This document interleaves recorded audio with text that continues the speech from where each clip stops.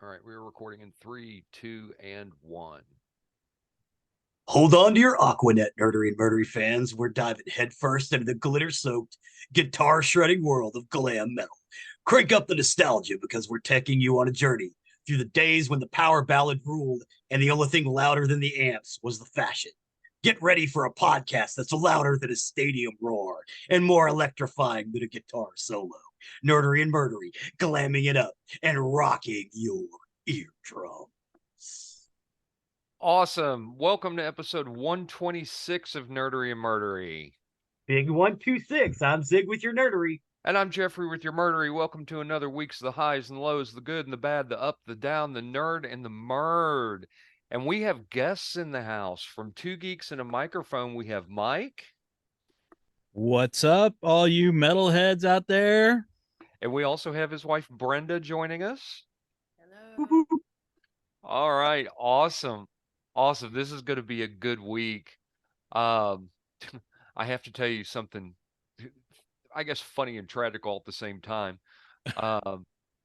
This just happened yesterday. We were leaving to go golfing, and Chelsea had been putting up a bag into our golf cart. Anyway, we start to pull off, and then we hear something clunk and realize she'd left a pair of scissors that fell off in the street. So we backed up. Well, my mother-in-law didn't see we had backed up, and suddenly I look up, and the cart is about to crush my legs. Oh, like, no. Oh God, oh my God, oh my God. And I jumped out of the way just about as quick as I could. But we were really happy because we just got the cart back after 4 days of being in the shop because our batteries died. You got to replace them about every 5 years. And so we just got it back, and we went back out on the course. We get all the way out to 15, and our cart dies. It won't start. You press we've got all electricity, but press the pedal, there's nothing. And this particular course, because I mean, we're going to have to push this thing home. This particular hole on the course, to get out of it, you have to go down into this big ditch. So we had to not only get it down, but then push it up the big ditch and then push the damn cart a mile home. And I was whipped. I was just whipped. Well, you weren't going to golf for exercise, right? There you go. I know. So the cart's going to go back in the shop again. I hate it. Sorry, man. Yeah, And he's got lightsaber lights on it and everything. I It's so know. cool. I was just gonna ask, your cart's like all decked out in Star Wars, isn't Oh it? yeah, yeah. Darth Vader head on it, and TIE fighters and Star Destroyers on it, and the lightsabers and everything. It's really, really cool cart.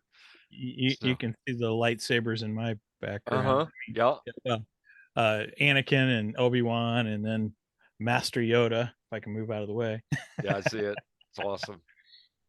Well, I've been looking forward to this episode. Zig, I will let you take over on the nerdery side of the house. Okay, as you probably heard from the stab, and we talked about it in episodes previously, we're going to do a couple episodes on glam metal. So 126 and 127 are over glam / hair metal. Outstanding. I'd like to start by saying, yeah, this is not my favorite music. I was more of an indie guy. Having said that, I like every song in this list except for like 3. Oh wow, you picked the list. I did pick the list. Yes, he did. Yes, I picked the list.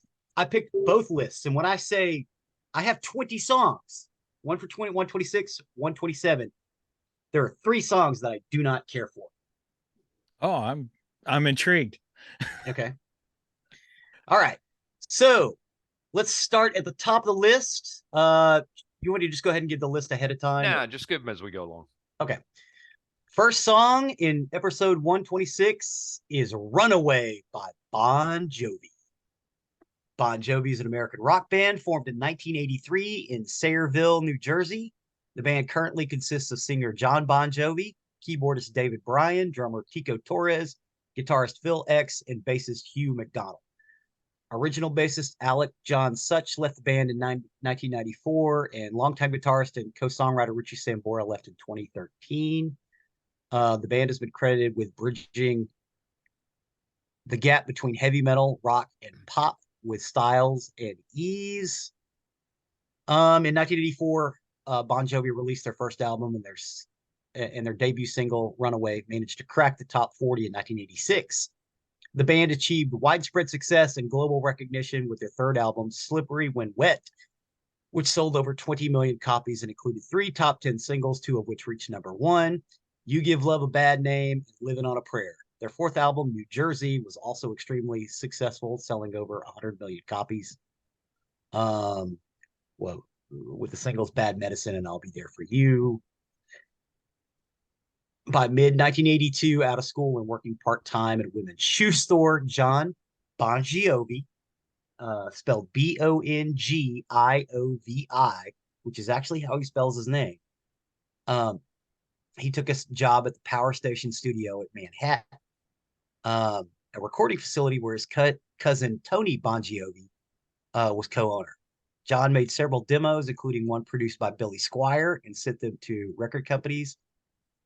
Though failing to make an impact, his first professional recording was as lead vocals in R2-D2 We Wish You a Merry Christmas, which was part of the Christmas in the Star Wars album, which his cousin co-produced. So if you have that, the vocals are John Bon Jovi.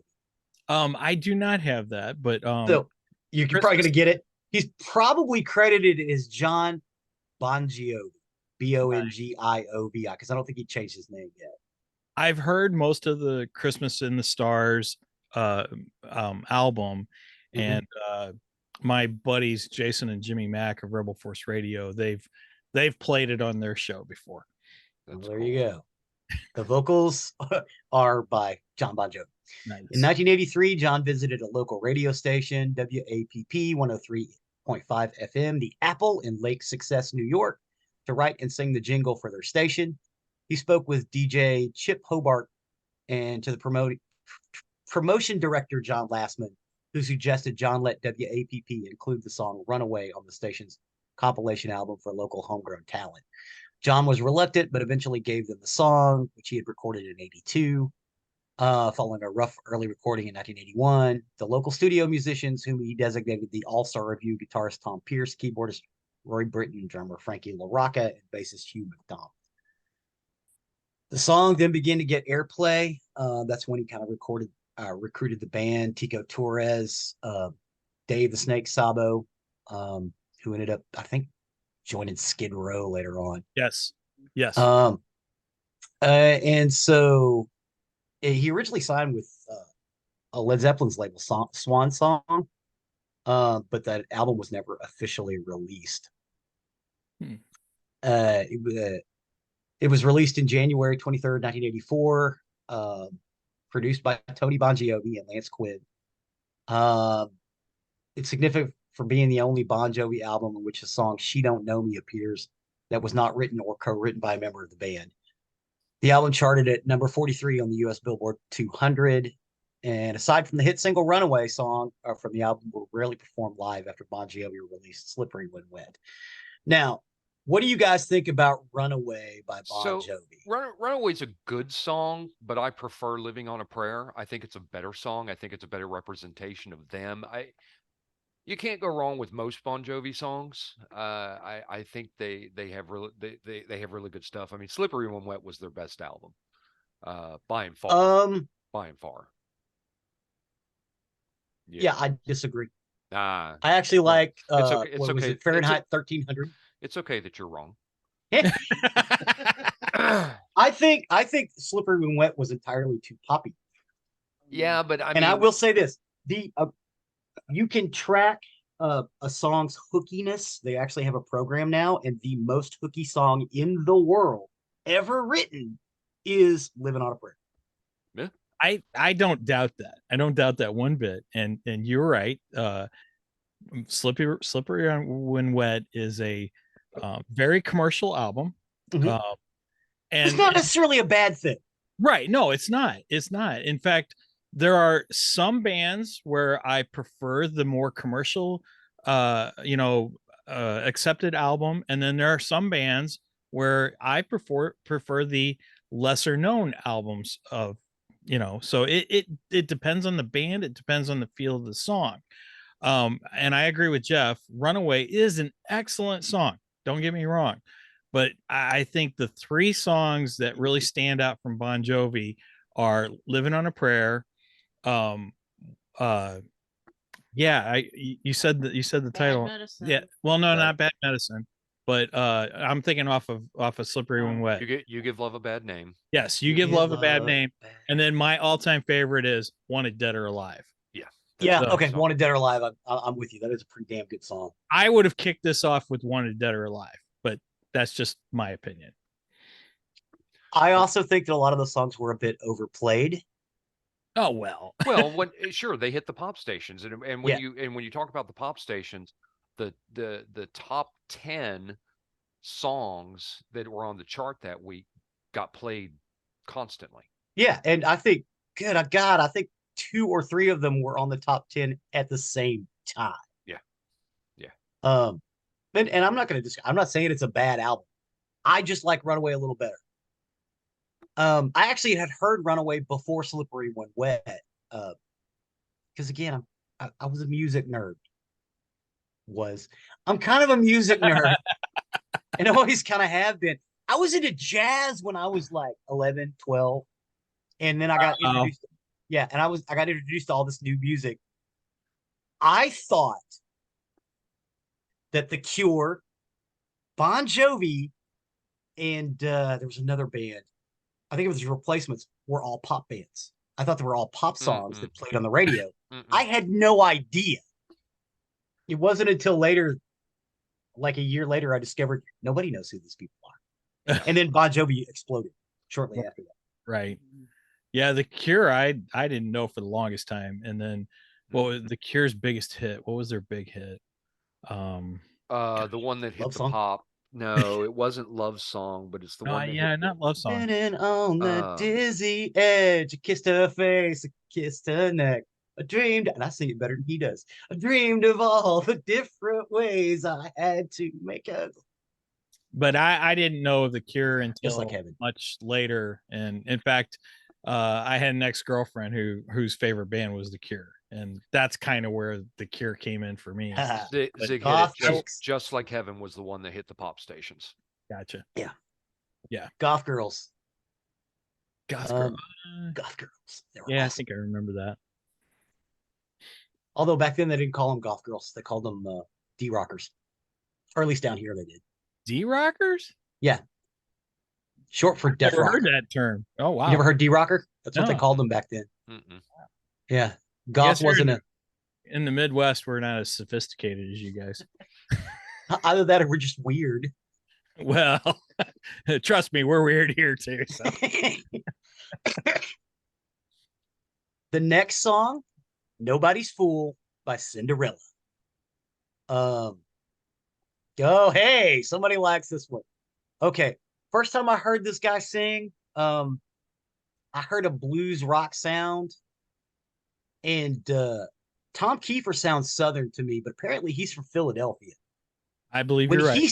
When he sings, he sounds like he's from, I don't know, like Mississippi or Louisiana. I don't know why, but something about and this got a lot of airplay too.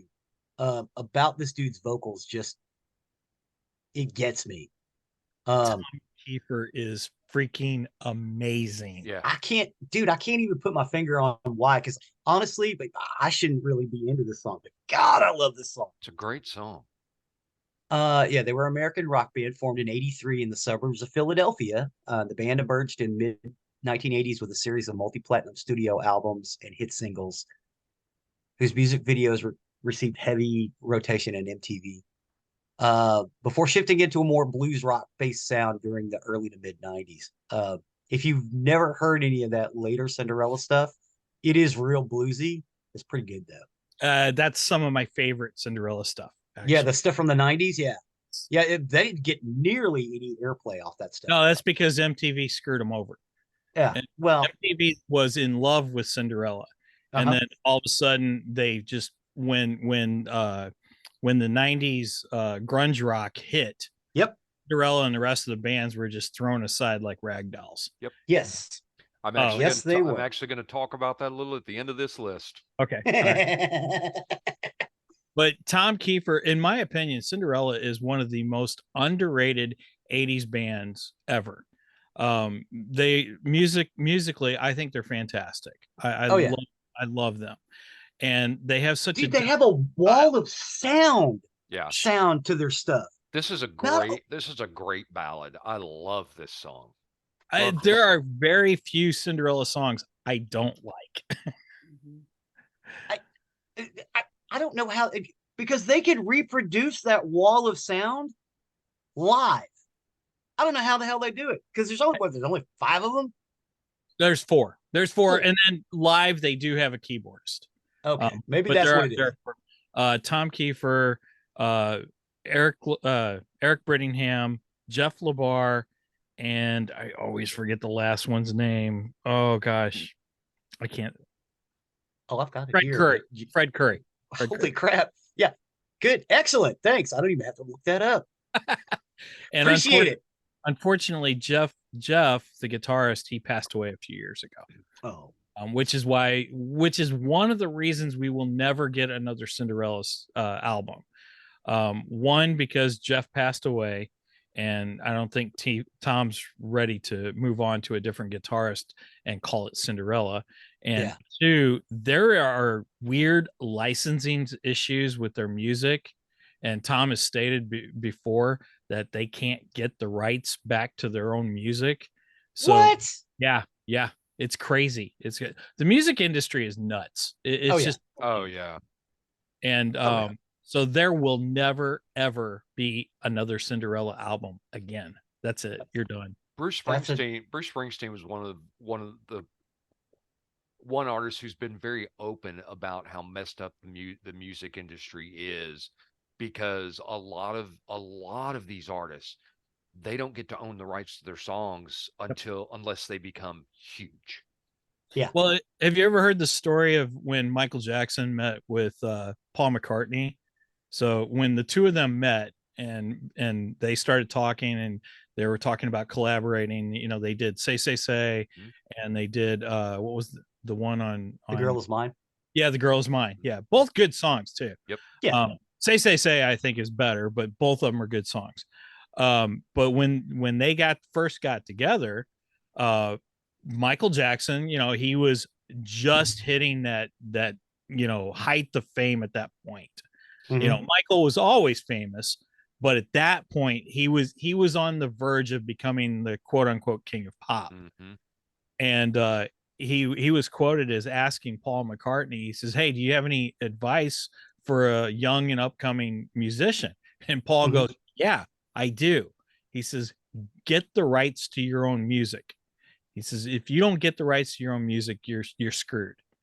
And Michael laughed and said, "Oh, okay. Well, I'm going to buy yours." And he freaking did. Yep. Mm-hmm. He owned the entire Beatles library. Yeah. I'm not even a Beatles fan, and that pissed me off.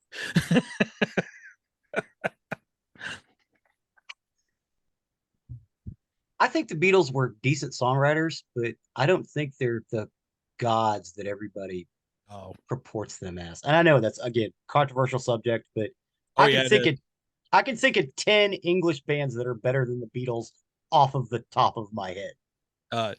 The Who. Okay, yeah, there's one. I didn't even think of that one. And since you're a punk guy, I know you would agree with that one. I totally agree with that. The Who, Stone Roses, In Spiral Carpets was a better band than Beatles. And again, I'm not saying that they're bad. They're just, the Beatles are overrated. They're it was hype. Yes, there was a lot of hype around them. I respect their place in rock and roll history. I respect the fact that they were considered the greatest pop band ever. I can respect all that. I don't agree with it. I can respect it. I love the Beatles, and I mean, I'm sorry. I do. I just do. And I went to see the Beatles Love in Vegas, and that was an amazing Cirque du Soleil show. Amazing Cirque. Well, I love the band that the Beatles influenced, so they influenced a lot. We'll get to them.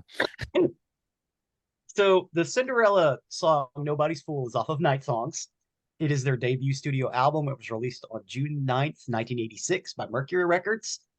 And it went double platinum, shipping 2 billion copies, eventually up to 3 million copies. So eventually they did go triple platinum. Now, Uh, do you know that the cover of that album, that the band did not want that cover? it's where they're all standing in the street, right? Yeah, they're standing in the street. They're It wearing. looks like Leonard Skinner's Street Survivors. It looks like it's even shot on the same street. It might be. I don't know. I don't know. But they didn't like the look of the hair metal scene. They didn't like the spandex, and that is the only album cover where they're wearing that type of clothing. Everything else after that, it's denim and leather. They went away from the spandex, and they still always had the hair. You know, that's a staple. Yeah, but they look more like a goth band. Yeah. Or what would eventually be named goth. Yeah, when they were playing, they looked like actually they kind of sounded like a southern blues goth band. Kind of cowpunk. That's what it is. That's why I like Cinderella. They sound like cowpunk. See, I love the southern rock style. So, well, it's more than southern rock. It's more like southern metal. You know. Yes. Because it's just on the verge of heavy metal, but it has enough of that southern, punch to it to just to give it, almost an Alabama kick to it. Yeah. It's laced with Johnny Cash. Yeah. And I love it. I love it. What was it? Social D, 3 hots and a cot and a lot of talk. Lock up concrete and steel, yeah. It's that same sort of sound, and that Nobody's Fool encapsulates that. And that's why I love it. And again, I'm not a big hair metal guy, but some of this stuff I love. Again, there's 3 songs in this list that I'm not terribly crazy about. One of them that Geoffrey's like, you have to put this song on the list. I'm like, I know I have to put this song on the list. It just pisses me off. Oh, I can't wait to hear what this is, man. Okay, the next one is Vixen, Edge of a Broken Heart. Vixen is an American rock band that was originally formed in St. Paul, Minnesota in 1980. During its most commercial successful period from 87 to 92, the band consisted of Jan Knudenheim. Good. Bless you. Thank you. Knudenheim, Minnesota. It's Scandinavian. So I'm butchering this lady's name. She is actually no longer with us before, and I apologize, but it's Jan Knudenheim. We'll go with that. Janet Gardner on lead vocals, Cher Ross on bass, and Roxy Petrucci on the drums. The band's eponymous first album was released in 1988 and reached number 41 on the Billboard 200. Their second album, Rev It Up, was released in 1990 and reached number 52 in the Billboard 200. Their third album, Tangerine, was released in 1998, and their fourth album, Live and Learn, was released in 2006. They were part of the Los Angeles, California glam metal scene. The band has been described as the female Bon Jovi. Several singles released by the band from 88 to 90 reached the Billboard Hot 100. But originally they started out as a band in Minnesota, and they moved out to LA and kind of jumped into the metal scene that was going on the Sunset Strip in Los Angeles or Hollywood. Maybe we should talk about that for a second. So a lot of this music, even though these people came from different places, it was centered on this one little street in Los Angeles. Yep. I say little because technically it's not that long.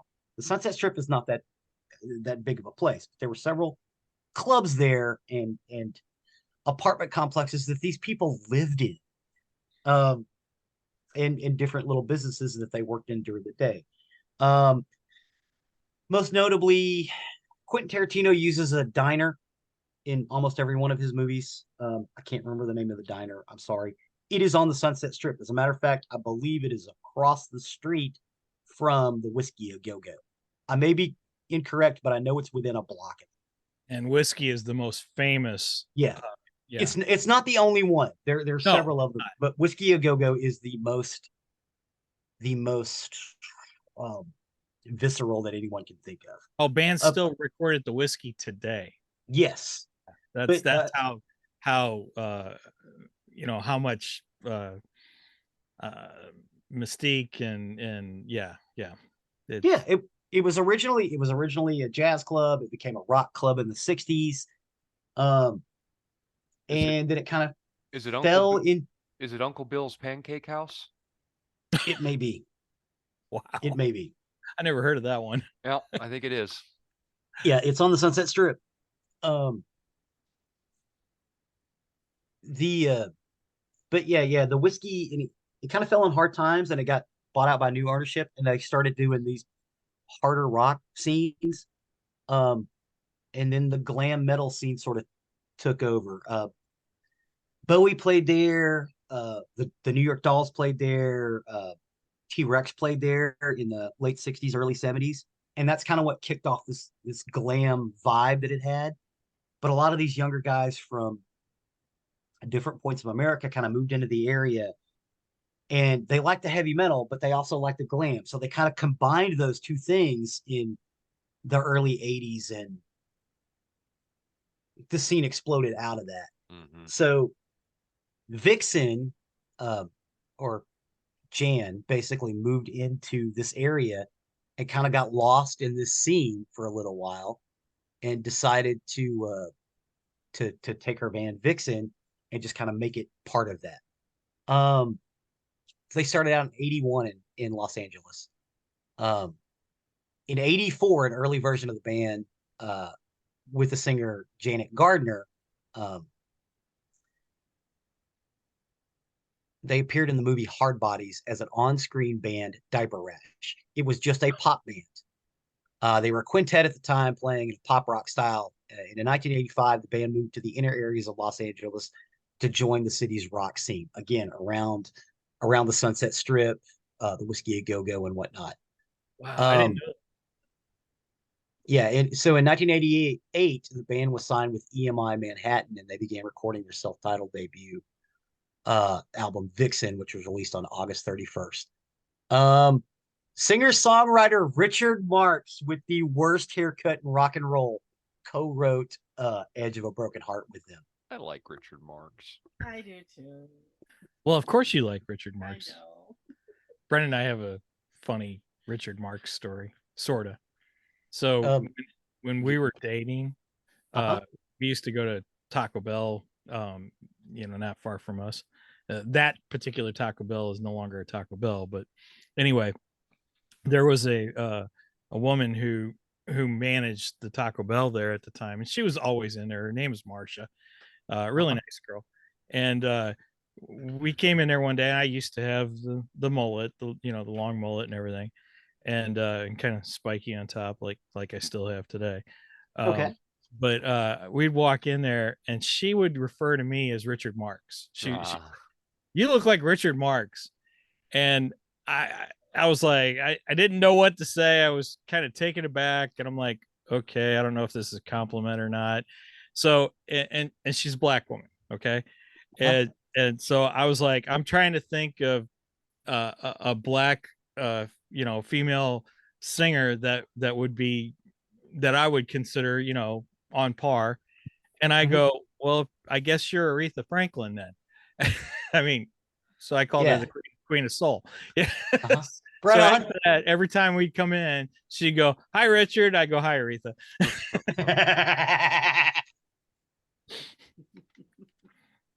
Nice. Richard Marx. Well, Richard Marx wrote Edge of a Broken Heart.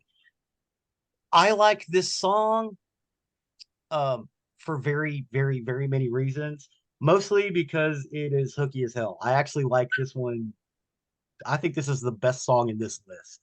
Just from a song really. And that's interesting because I wasn't familiar with this band. I'd actually never heard this song until I saw this list. I tell you what it made me think of is the song from The Dance and Better Off Dead. Oh yeah. This is what it made me think of. Gosh. I think they were trying to crib from Vixen a little bit, or maybe Diaper Rash. Maybe. But Yeah, when I was never really into Vixen. That No. just wasn't, a band for me. I would have put Lita Ford in place of Vixen. Lita That Ford's that, good. that Lita would have been Ford's my good. choice. Yeah. I'm gonna have to do an entire episode on Lita and Joan and Oh, Cherry. oh yes, Runaways. Yeah, because honestly, kind of where that's kind of again, Brenda singing Cherry Bomb. yeah, from my perspective, punk and heavy metal belong together. There was a split. Disagree. There was a split that happened in the early 80s, and I think it was to our detriment. I agree with you. Actually, I think there was this. I don't know if it's to our detriment, but I do agree that heavy metal is spawned from punk. It has a lot of the spirit of punk. Yes. Yeah, well, and they both kind of come from the same place. A lot of people were trying to do the New York Dolls and the Velvet Underground and David Bowie and T-Rex and to a lesser extent what's Sweet. Yeah. Yep. Yeah. Naughty Dollar or Naughty Holder, whatever his band was called. Is it Sweet? Is that right? We've got them a little further in the list. Okay. But yeah, I love this. The hook on this one it blows me away. And their hair was the best. Their hair was the best. I don't know about that, but the next song is I Remember You by Skid Row. This is probably the best vocal in the list. Okay. Yeah, that's kind of where I'm on it. Okay. Yeah, well, I mean, we have to talk about power ballads because that was as much of the metal thing as everything else. They would do a hard rocker and then they would do a power ballad. The power ballad was to bring the girls into this in with the dudes, because every time they would play at a hard rock or a heavy metal show, it was a sausage fest. So they all decided they needed girls, so they would all do power ballads. I don't disagree with that one bit. When we talked about the hardcore metal scene up in the East Bay area, it's like, yeah, every one of there was no women at those shows. I mean, we may have one or two, but it was mostly excuse me, I'm gonna die over here. Yes. Well, don't do that. Yes. My dreams are coming true. Wait a minute. Can you make it to where it's a murder so Jeff can feature it on the show? I don't know, maybe. What's in this coffee? No, it's just coffee. I got so in mine. Nice. So yeah, Skid Row, I Remember You was a song by American heavy metal band Skid Row. It was released in November of 1989. The third single from their eponymous debut album. They composed a power ballad. It was written by bandmates Rachel Bolan, Dave the Snake Sabo, which we mentioned before. Yes. And sung beautifully by Sebastian Bach. Now, Sebastian Bach, yes, he is a heavy metal guy. Sebastian Bach was also classically trained. Sebastian Bach was originally an opera singer. That's why he sounds so good. Sounded. Which is weird because, usually opera singers can't make that conversion. Opera singers sound like opera singers. Heavy metal guys sound like heavy metal. You know what I mean? Sebastian Bach is one of the few people who can make the transition. But you can incorporate the screams from opera into heavy metal. Yes. So yeah, I don't think it's a far stretch actually. I don't know. Every time I hear someone who was opera trained and they try to put a little stank on it, they can't. They've trained their voice in such a way that there's no room to. I don't even know how to say to rub a little stank on it. And Sebastian Bach can hit those notes, can scream, can sing low, and rub some stank on it, and it's great. Yeah, nice. Rub stank on it. This song's a really, really good representation of the genre. I mean, this is a good song. Really I good agree. song. I agree. I think it's the best vocal in the list. Well, actually, I don't think you included the best vocal, but we'll get into that at some point in the list. Okay. But I do agree that his vocals are great, and this is if you want to represent the power ballad, it is a perfect representation of the power ballad. It's not my favorite Skid Row song. I would go with 18 for my favorite Skid Row 18 song. in Life. 18's a good one. 18 Yeah, 18 in Life is great. Yep. Yeah, 18 in Life. I'll give you that. I love Skid Row just because of his vocals. You know, Now that whole album, that is a fantastic album. Yeah, that Skid Row album is great. That is Skid Row's, in my opinion, that's their best album. That's yeah. Did they ever do anything better? Well, some people would argue that the next one, I think the next one was Dog Eat Dog or something like that, which is a more heavy metal album. Yeah. Some hardcore fans would argue with you and say that's their best album. If you're going from a commercial standpoint, you have to go with the self-entitled Skid Row, though. Oh yeah, but yeah. I've heard Dog Eat Dog, and you're right, it is more of a metal album. Yeah, it's straight up metal. I mean, they could have played at Ruthie's Inn up in Oakland. But yeah. Okay. So the reason Metallica did not play a lot, even though they're from this area, is because they were too hard. This area was not kind to heavy metal. They were kind to glam metal. Yeah. So most of the heavy metal people either migrated north or a little further south or east. There was a big burgeoning heavy metal scene up around, again, San Francisco, Oakland, Berkeley. That's where these guys. That's why Metallica is an East Bay band, even though most of its members are from Southern California. Right. Well, I just read that Lars and James, when they met Cliff, the original bassist. Yeah, Cliff wouldn't leave. Right. Cliff said, I'm not leaving San Francisco. You have to come down here. And they went, okay. Yeah. And then they started getting gigs. Do what? And then they started getting gigs. Mm-hmm. Mm-hmm. And they loved them up there. Metallica is just awesome. I love Metallica. I do too. The next song in my list is Home Sweet Home by Motley Crue. This is one of the songs I do not like. Oh, really? I do not like Motley Crue.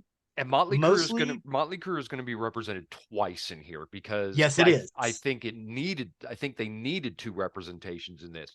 This song is great. Yeah. Love this song. And you know, the thing about it, this was their last album before getting sober. That's right. They were still you're right. Yeah. Way messed up during this album. Yep. But Home Sweet Home is it's a beautiful song. It is. It really is. Yeah, if you could get someone who could sing it.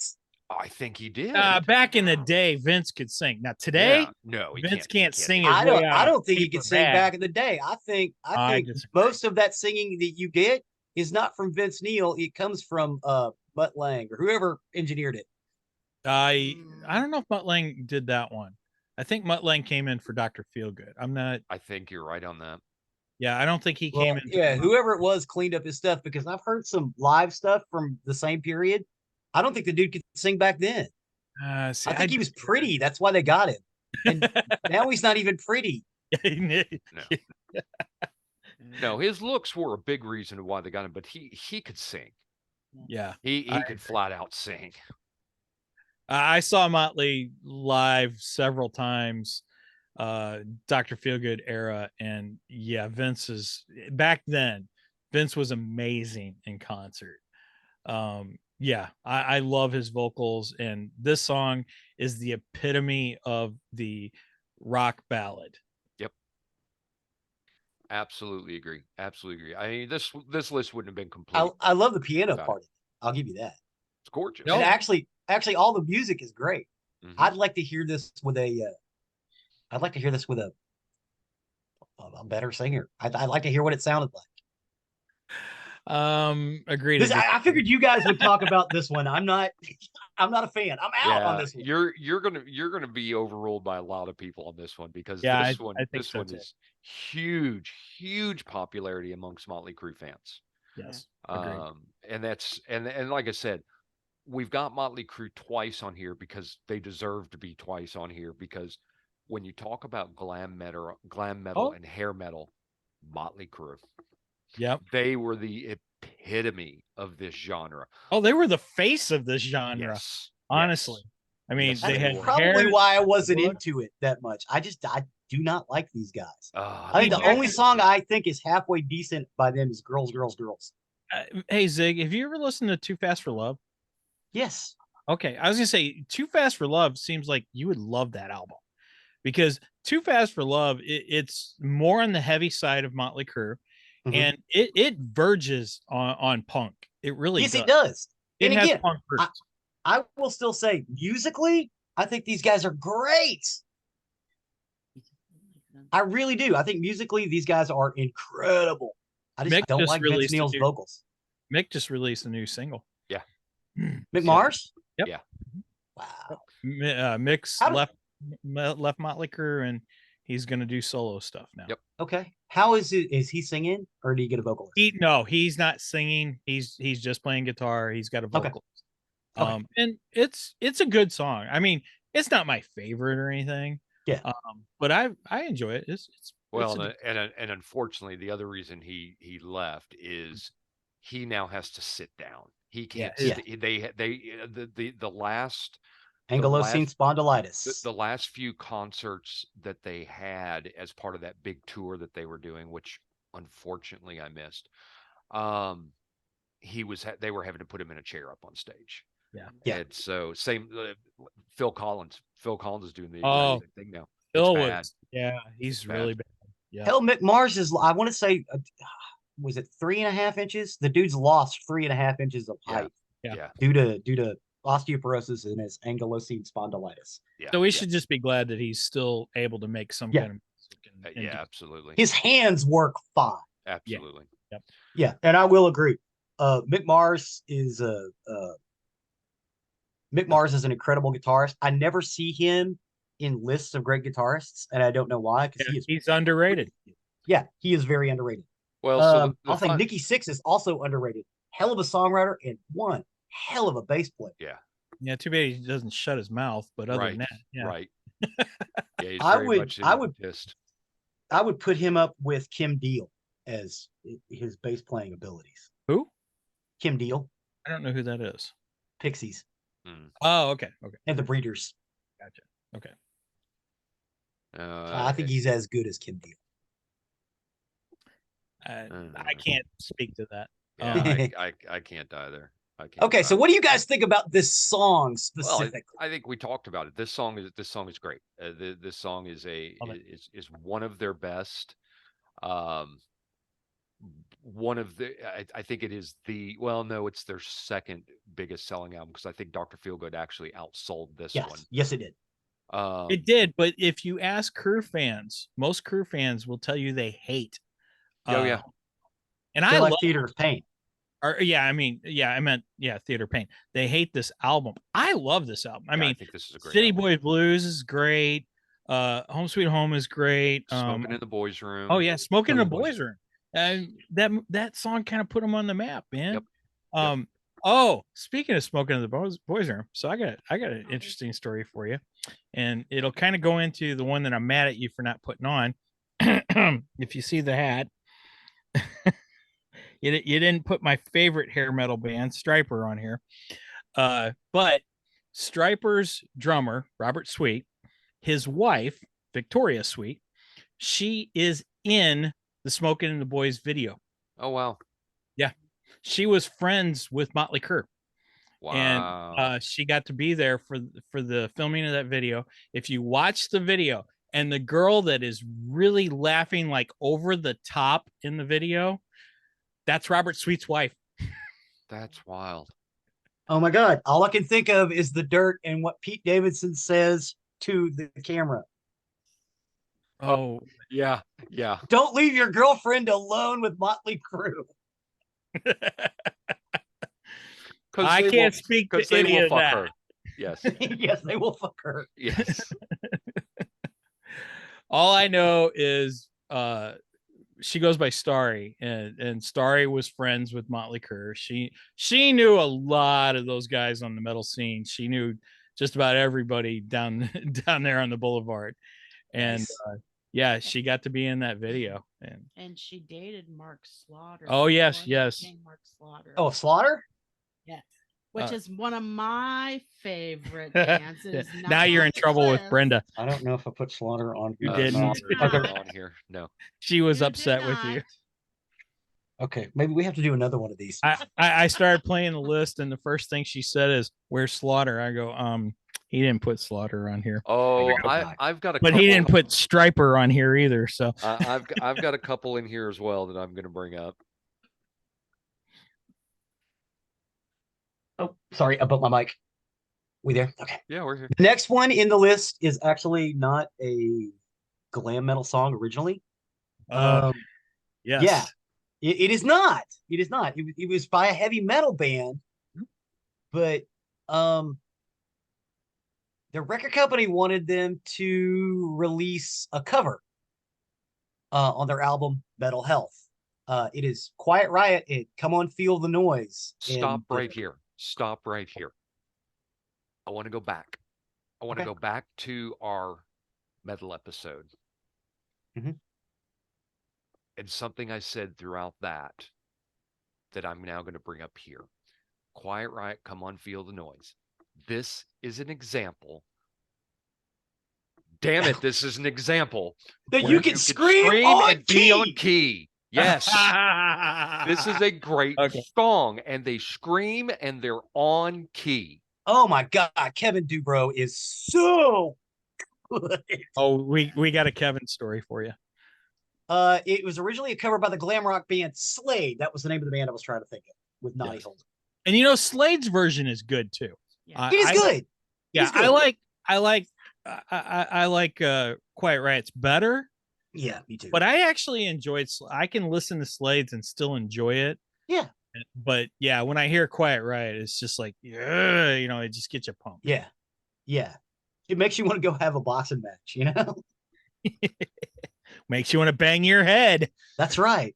Metal Health will drive you mad. That's right. My first non-Kiss album that I ever owned was Quiet Riot. Quite right. Metal Health? Metal Health. Yep. Nice. I own this one too. Still have it too. On cassette. So originally it was a song. I have by it the- on vinyl. Oh wow. Originally the song was by the glam band Slade. It was released in 1973 as a non-album single. It was written by lead vocalist Noddy Holder and bassist Jim Lee and produced by Chas Chandler. It reached #1 in the UK singles chart. Nice. And it played well over here, but it didn't get that high. It was like a little almost like a little indie band find, you know. It didn't really play big on the radio. Over here it played a little bit, but it wasn't top 40. Yeah, I don't think I had ever heard it until Quiet Riot did it. In And then 83, yeah, and in 83, the American heavy metal band Quiet Riot recorded their own version of the song, which Kevin Dubrow was not a fan of. He didn't mind. He liked the song, but it kind of bothered him that that's what they were mostly known for because it wasn't their. He didn't feel like it was their stuff. You know, the funny thing about that is I really, as much as I love Come On Feel the Noise, Mhm. the first thing I think of when you say Quiet Riot, Bang Your Head's the Yeah. first Bang thing, your head. Yeah, Yeah. that's which is and- their song. and that's the one I would have picked for this list. Yeah. Because it's more representative of them. Agreed. Yeah, And but they're the but first- that song is not hair metal. That's a heavy metal song. Oh, I still think it's hair. No, I think it's still hair metal. Yeah. It's still, and Bang Your Head or Metal Health is the first metal album to ever go #1 on the US charts. That is correct. Yeah. Yeah, it kind of blew everybody away. It's why It's why after that point, everybody started getting into the hair metal scene, or the record company started really picking at the glam metal scene down there on Sunset Boulevard, or the Sunset Strip, because this album did so well. That's why the record companies flocked there, and that's why it took over the radio after 1983, 84, 85, 86, 87, up until they decided to stop looking there, and the record companies started looking in Seattle. Yeah. That's what happened. It had nothing to do with the music, because the musicians were in their own scene doing their own thing in different parts of the country. You know. So I've got a Kevin DuBrow story for you. Okay. So we've seen Quiet Riot numerous times. We've gotten to meet them a few times. Oh, nice. Yeah, Cool. yeah, they're good guys. They're good guys, or they were good guys, because half of them are dead now, unfortunately. But there's a concert venue here in St. Louis. It's very popular. It's called Pops, and Okay. we frequent Pops many times, and we've seen QR many times at Pops also. So one of the last times we saw Quiet Riot, Brenda and I managed to get right up at the stage. I mean, we were standing right there. We're like standing there staring at Carlos Cavazo. You know, You could look up their nose. oh yeah. I mean, you could just reach up and touch Carlos's guitar. You know, Nice. if he didn't kick you. Yeah. Um, Touch my guitar. I have those settings just perfect. exactly. But so and I don't even remember what the song was, but they were actually playing one of their slower songs. Now, Quiet Riot actually does have some slower songs too. Yes, they do. They got some really good ballads also. But I don't remember particularly which ballad it was they were playing. But they're in the middle of one of their ballads. We are standing there right in front of Kevin DuBrow, right? Kevin looks down at Brenda and grabs her by the hand and starts singing to her. Oh wow. Oh. Yeah, I don't remember much except I'm like, he's singing to me. All of a sudden, she was not a huge Quiet Riot fan. All of a sudden, she became a big Quiet Riot fan. Well, I'll bet. It was cool. We had a lot of fun. Quiet Riot's an awesome band. I love them. The reason I included Bang Your, or I didn't put Bang Your Head in, is because it's a metal song. It's not a hair metal song. Yeah, I think it is. I think it is too. Yeah. The next song in my list, we will all agree is a hair metal song.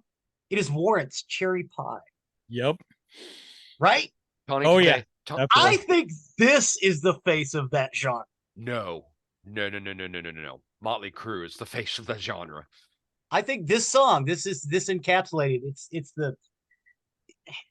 It's the prolonged adolescence that this sort of musical genre inspires. It's encapsulated in Warrant's Cherry Pie. We saw Warrant open for Motley Crue on the Dr. Feelgood tour. Oh wow. Yeah. Oh wow. Yeah. So you got to see Warrant listen to him and Motley Crue in the same night. Listen to him though. Warrant opened Open. for Motley Crue. Motley Crue was the headliner. Right. On Dr. Feelgood, which Yeah. is probably Motley's biggest selling album to date. Yep. Yes. I don't know. When I think of Cherry Pie, Tawny Katane. That's all I'm saying. That's all I can think of is Tawny Katane. Well, that wasn't Cherry Pie, man. Huh? No, she wasn't in Cherry Pie. She was in White Snake. White Snake. Tawny Here I go Katane- again on my own. I thought Tawny Running Katane down was in the that Cherry long- Pie video. No. Wait a minute. No, you're the blonde. I don't know what the blonde's name is. I've got some of that info in here because she ended up marrying what's his name? David Coverdale. No, Tawny Katane married David Coverdale. Right, that's what I thought. The lady in in the Cherry married Pie video. Laney, Janie Lane. Oh, she married Janie Lane. Yeah, they had I a didn't kid realize together. that. Oh Yeah. wow, I didn't know that. Cool. God, I've always thought it was Tawny Katane. It's Bobby Brown. Oh no, yeah, Bobby Brown. Yeah. Bobby That- Brown. Yeah. Damn. Because I would always joke, Bobby Brown, the the Yeah. Pop Janie Lane and artist. Bobby Brown are screwing. What? No, different Bobby Brown. right. But yeah, Tawny was Whitesnake. She was Yeah, I rolling knew she all over the was there. I car. thought she was. She did Cherry Pie too. Oh, Nope. well, then I don't have anything else to say about this song. Really? All right. So I'll say this. I actually like their first album better. Dirty, Rotten, Filthy Scout. Yeah, I think Ignorant. Heaven would have been a better song. But Oh, Heaven's a great song. yeah, I think that whole album is better. But I mean, my God, Cherry Pie encapsulates this genre of music so much, it has to be on this list. And No, I I- don't even really like this song. Cherry Pie encapsulates the end of the genre. And I say that because Janie Lane, you can check the I've heard. interview. I think this may be in Uh-huh. my notes. Please So- continue. Okay, so Janie, when this album came out, it was a huge success, huge commercial success. And he walked into Warner Brothers Records, I believe it was Warner Brothers, and his posters all over the office, It's behind the secretary, right, 10 it's feet tall. gigantic. And then he came back like, I don't know, 6 months later. Yep. And I think they had Nirvana up there. No, it was Alice in Chains, Dirt. Oh, okay. He was But- like, I walked in and it was Dirt by Alice in Chains, and I knew it was over. Yep. So to me, I hear this song and all I can think of, it makes me sad because that's the end of my genre. Yes. Well, I mean, it's still around. It's not. Oh, the- yeah. It's not the last band of the genre though, and I'll No, bring that up here in a minute. Steel Panther.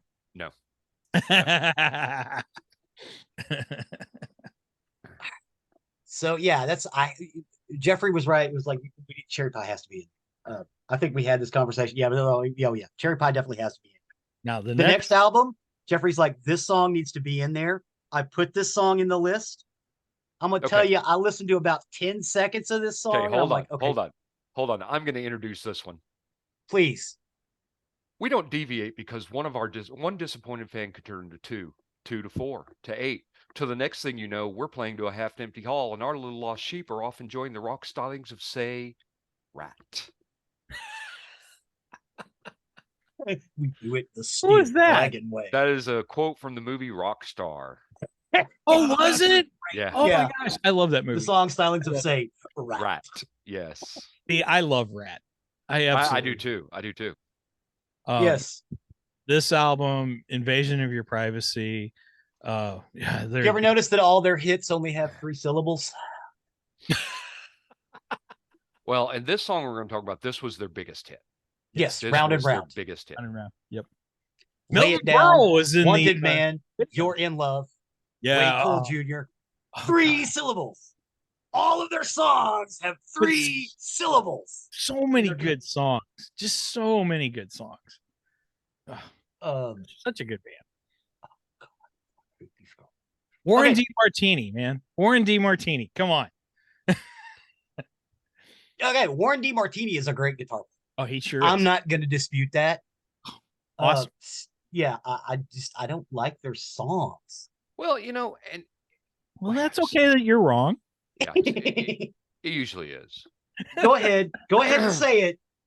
Well, no, so Oh, you're an idiot? Thank you. I'll say it with the right inflection. You're an idiot. Well, I gotta say save the proper way for you. So even though I knew most of these songs from years and years and years of listening to them, I went back and listened to them with a fresh listen as I wrote my notes. And I had never noticed it before. I think Rat took a lot from Alice Cooper. I Yeah. don't disagree with that. Yeah, and which made me think, how do we not have Alice Cooper or Black Sabbath in this list? Black Sabbath's a heavy metal band. I think Alice they Cooper. crossed over. I Okay, think they crossed Alice over. Cooper is a is a punk musician. Okay, And I'll fight you for that. All right. All right, I will give you that Black Sabbath doesn't belong in this list. They are not a hair. I think they belong in it. No, Black Sabbath, even though they don't want to admit it, they are the godfathers of heavy metal. They inspired every heavy metal band. Tony Iommi's missing finger was the key. Yes, I agree. Now, Alice Cooper, on the other hand, is the king of shock rock.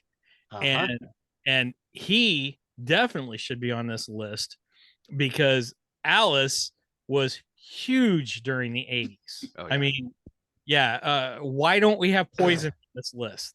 Poison should be on here. We have Poison's on this list. Poison's No, next song.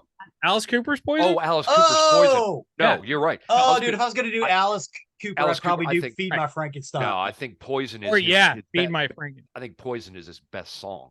Oh, Poison is amazing. Frankenstein. Listen to Feed My Frankenstein and immediately listen to Poison. You will hear Poison is so much better of a song. All right. I love both songs, so if we're going to include these bad boys in this list, I need you to type them down because for our 15th, I keep having to replay it so I can add the things to the.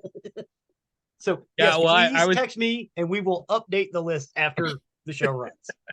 okay. Because I said Black Sabbath because I think if you take Black Sabbath closer to when this is where my thinking is closer to when Ozzy went on by himself. Oh, the Dio era is when they really slipped into glam. You know what? That's Wait a probably minute. Yeah, you saying Dio? The Dio Yeah. era of Yeah.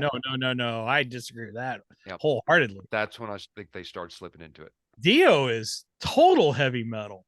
I mean, Oh my god, but Rainbow in the Dark is such a great song. Oh, Rainbow in the Dark is fantastic. Like a rainbow in the dark. Dio's an amazing band to begin with. I mean, Yeah. I love Dio. Anyway. Dio, Rainbow, Black Sabbath. He was just great in everything he was in. Yeah, you ain't kidding. I mean, that guy could sing. Oh my god, yeah. He was something else. Now, Yeah. there you go, Jeff. That's another example of a heavy metal guy who can scream and do it on key. Oh my god, yeah. There's few God. that can sing like Ronnie James. Yeah. Yeah. He was one of the best. If you guys are typing this up, someone put in Rainbow in the Dark. We need to put that on this list too. See, if Steve I'll- was here, he could write things down. I'm trying to roll down the list. I'm sorry. He's the next song is Fallen Angel by Poison. The reason I didn't pick Every Rose Has Its Thorn is because to me it's not a glam metal song. Every Rose Has Its Thorn is a country song to me, just like Joey by Concrete Blonde is a country song to me. It's in a country key. Poison is Motley Crue wannabes. Oh, you're gonna start fighting with Brenda. Uh-oh. That's what they are to me. They are Motley Crue wannabes. I think you might get punched when he comes down here. Not by him, but By me. No, not a fan. Not a fan of Poison. Now, Oh my see, gosh. we've Poison's probably one of the bands we've seen more than any other band. We used to go see Poison every single year they came here to St. Louis. I think the first time we missed them was actually the time they were on tour with Kiss, believe it or not. But yeah, Brenda's favorite bands are Poison and Def Leppard. Those are her two, and Slaughter. Those are her three favorites. So yeah. Wow. Yeah, Jeff, you got to watch it. Those are fighting words for Brenda. So Geoffrey thinks that that Poison is a Motley Crue wannabe. Brenda loves Poison. Mike is somewhere in the middle. I'm just kind of meh.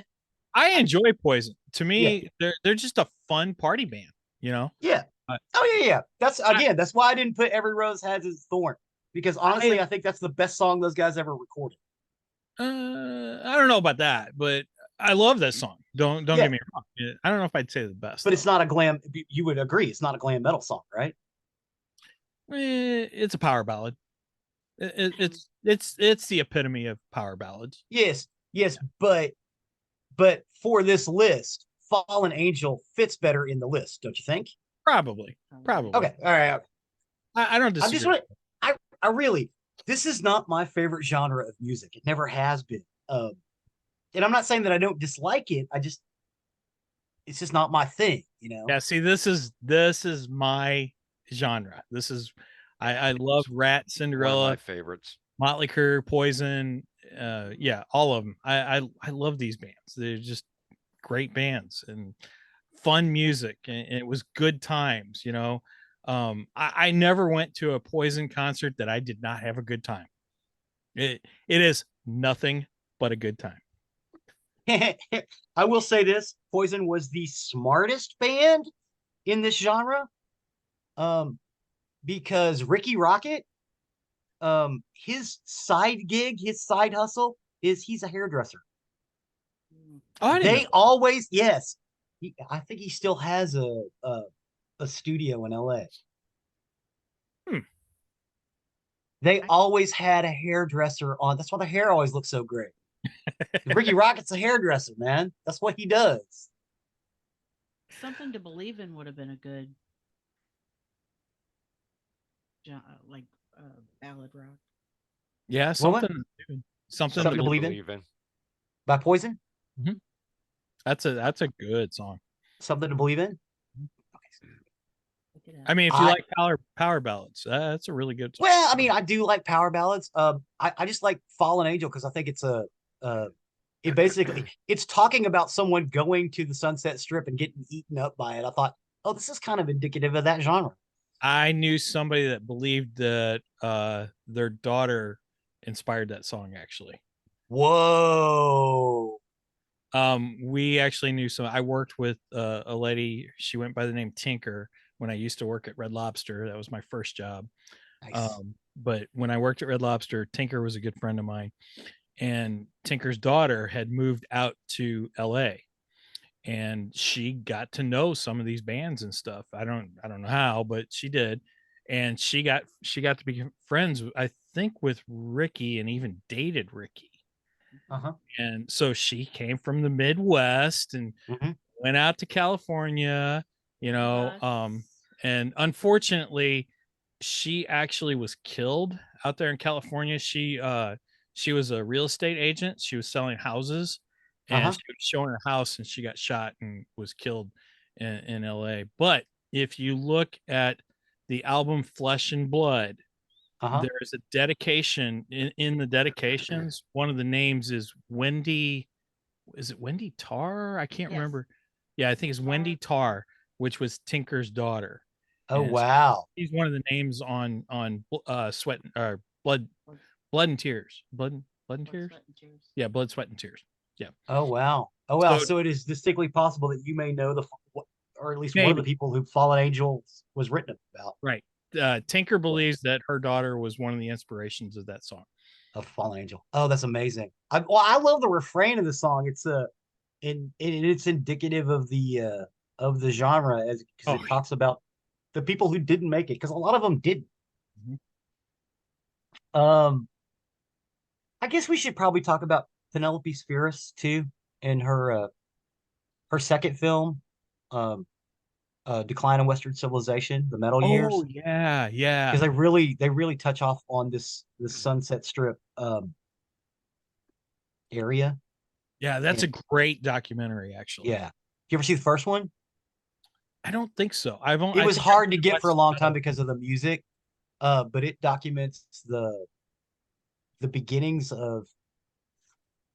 So, as we've talked about before, hardcore punk started basically the same all over the country, and then it got different in different places because people got tired of playing the same three notes.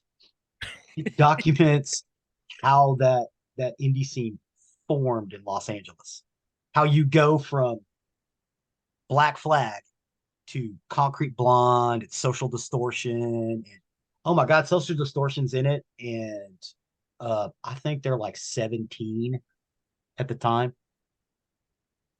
A couple of the guys who are no longer with us are in that film, and they're babies. Wow. Yeah, Mike Ness is a teenager in that film. Mike Ness, he's the lead singer of Social Distortion. Oh, okay, all right. Yeah. Again, that whole cowpunk sound. I want some country with my punk rock. I'm sorry. I'm just gonna say it.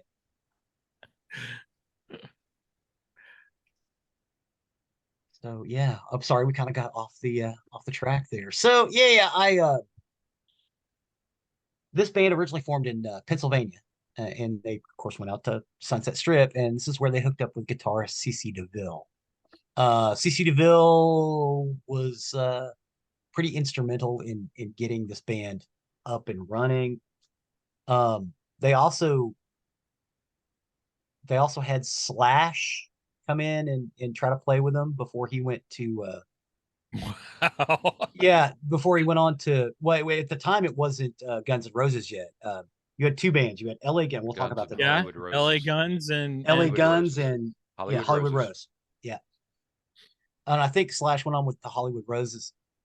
So they got CC DeVille. CC I couldn't DeVille imagine also had that. turned down an offer to join Christian rocker Striper. Yes, that is a true story. Well, it's not 100% true. Because I've heard it from Michael Sweet. CC did come in and try out for Striper, and they just never really fit. It just was not a good fit for either him or for the rest of Striper. So it just never worked out. It wasn't really that he turned them down. It wasn't a good fit. That's all. And I couldn't see CC and Striper. I mean, obviously for many reasons. Of course, Striper had their party days in the beginning. Yeah. Well, I mean, before they were actually officially a Christian metal band.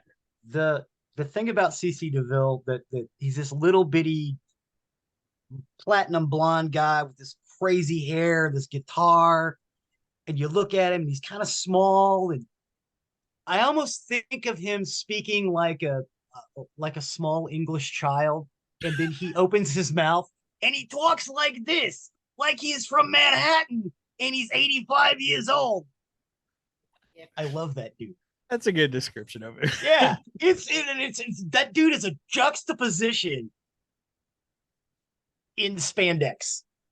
Yeah, I do love CC. He's great.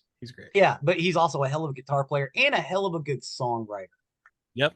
You maybe not necessarily a lyricist. He caused a lot of problems in Poison, but not to go too far off the path on this, but just curious. I know Zig hasn't. Have you ever listened to? Do you like Kansas? I'm not the okay. Then the story's not going to matter. The story's not going to matter. One of the founding members of Kansas went on to form a Christian rock group, AD, and they're very, very similar. But anyway. Well, now Michael Sweet fronted. What was the other band? Not Kansas. Somebody similar to Kansas. Gosh, I can't think. I'll have to think about it. But he actually got to front one of his favorite bands when the lead singer. Well, I think the lead singer actually committed suicide. Boston. That's what it was. Yes. Thank you. Yeah. Front in Boston. Yep. Wow. Yeah. After Brad Delp died. Yeah. Yep.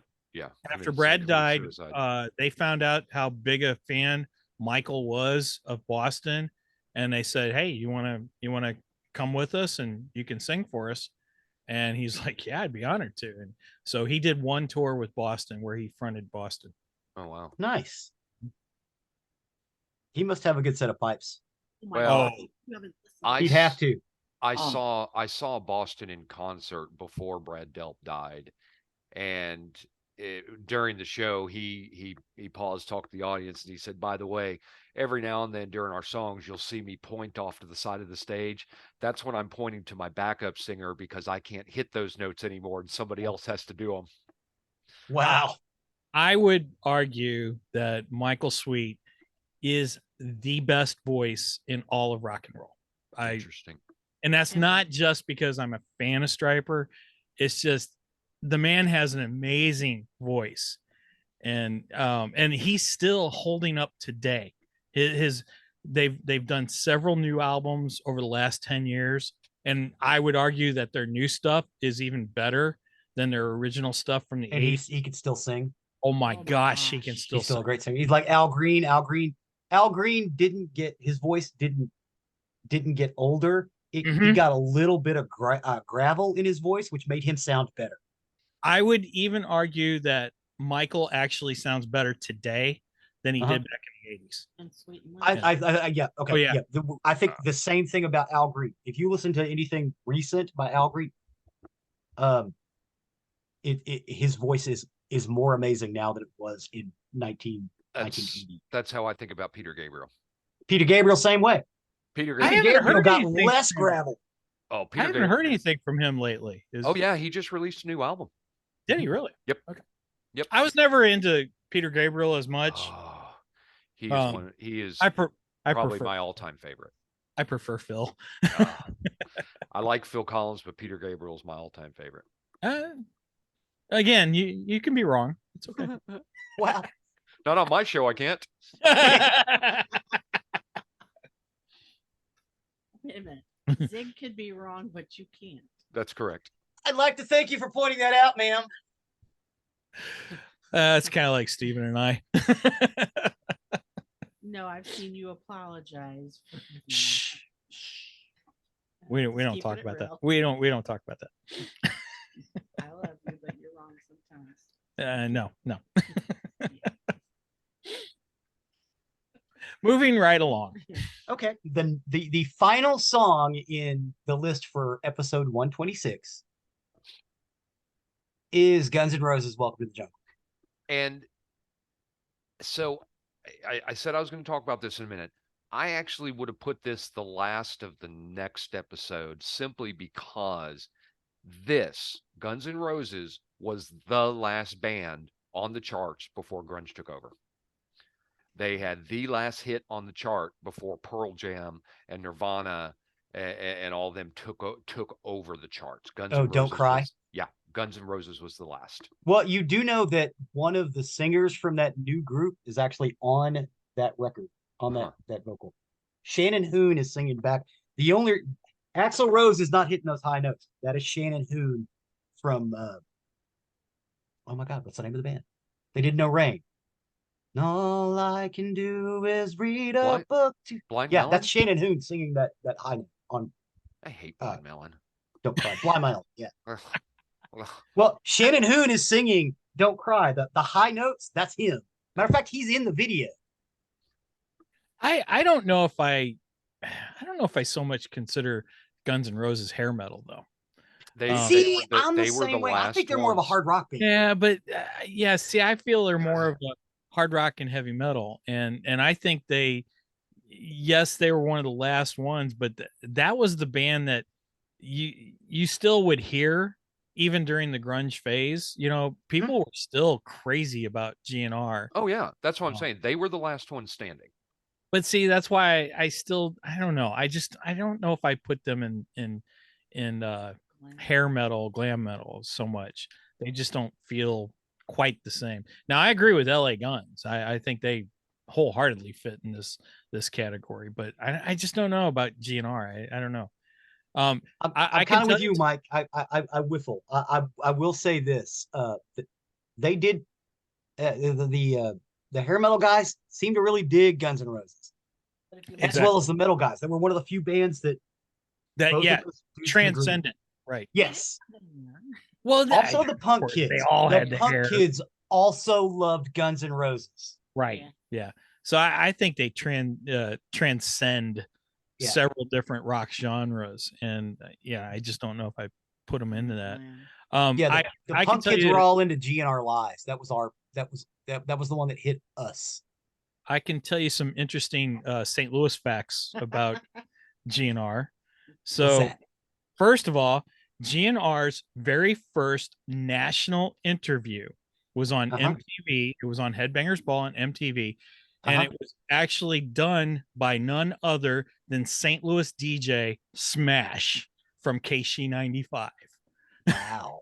Yeah, Smash was the one. He was a VJ at the time.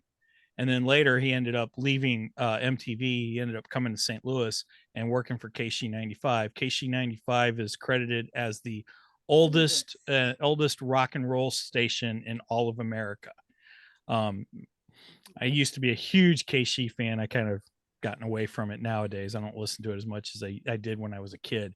But I mean, everyone growing up, you had to listen to Casey. It was a rite of passage here in St. Louis.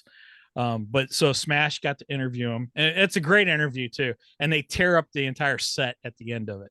It's hilarious, you know. Then the other thing that GNR is notorious for in St. Louis, they were one of the first shows at our brand new Riverport Amphitheater at the time, and they caused a riot and tore up our amphitheater. The brand new amphitheater.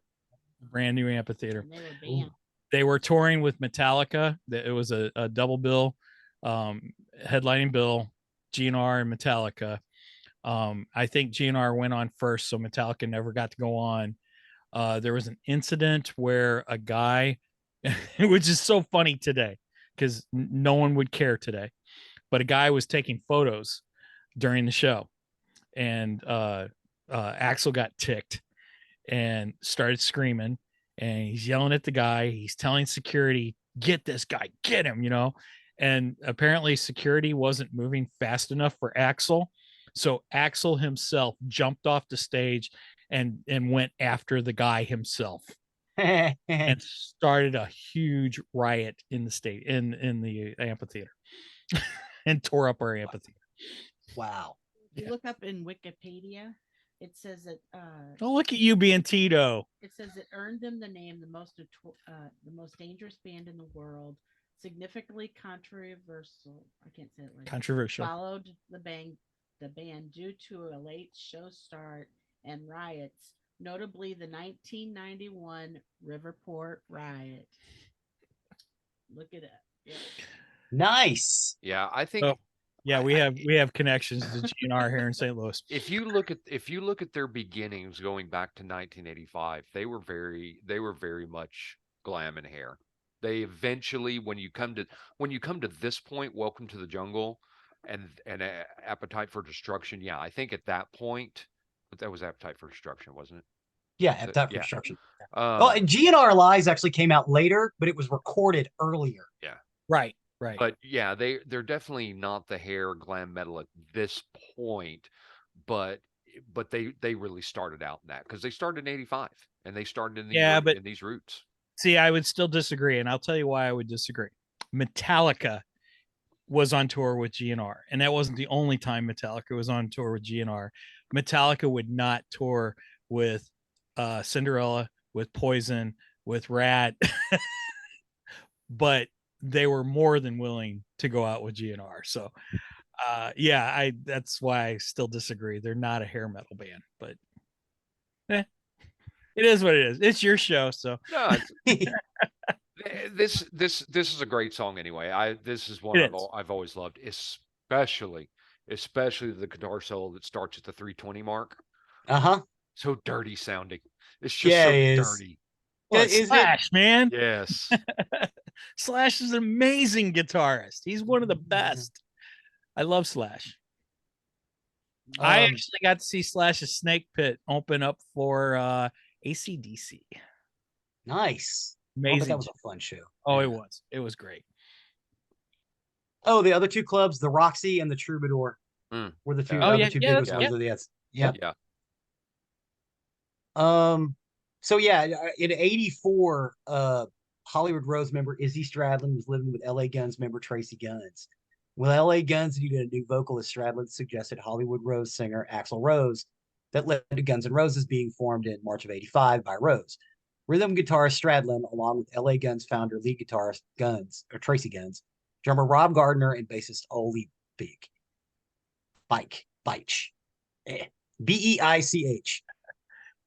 Biatch. There you go. Oli Beich. Guns recalled the formation of the band in an interview, saying Axl got into an argument with our manager, and our manager fired Axl, but we all lived together, so it was really weird. So that same night we got fired, we started Guns N' Roses, and I called Izzy the next day and said, "Hey, we are going to start this new band called Guns N' Roses. Do you want in?" Wow. Yeah. Izzy had actually brought Axl out because they were from the same hometown in Indiana. Is it Indiana? I have no idea where they're from. That's also where they got Shannon Who. Really? Shannon Hoon's from the same town. As a matter of fact, Shannon Hoon is related to Axl Rose's girlfriend that he had for years and years and years that he wrote all the songs about. That he married and eventually they got divorced, but they were together for like 10 years. Wow. Shannon Hoon is like her cousin. He may be her like stepbrother. But yeah, Shannon Hoon from Blind Melon was involved with the scene, even though he was more in an indie band. That's why he's singing on Don't Cry, because he needed some money for his rent.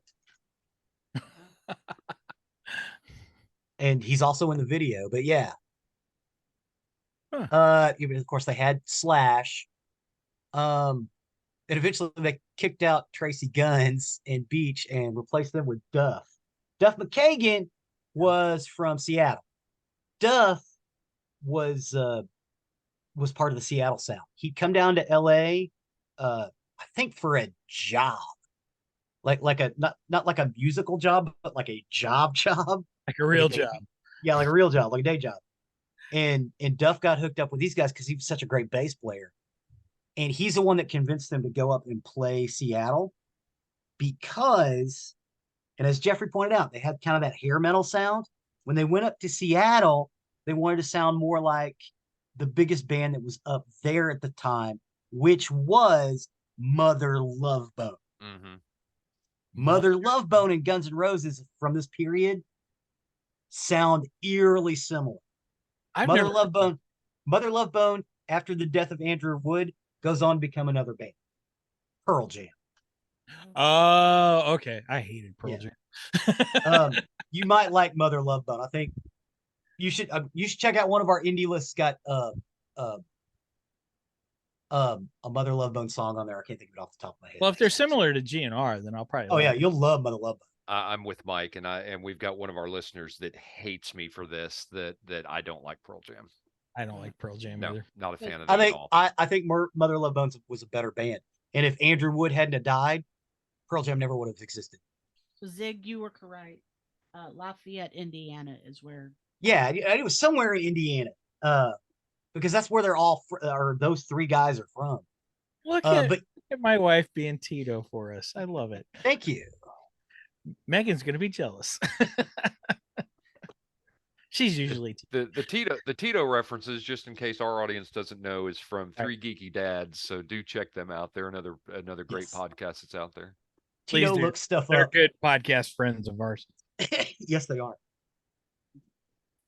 But that is it for episode 126. We have another episode coming up, 127. Yep, and we'll have our guests returning for that one as well.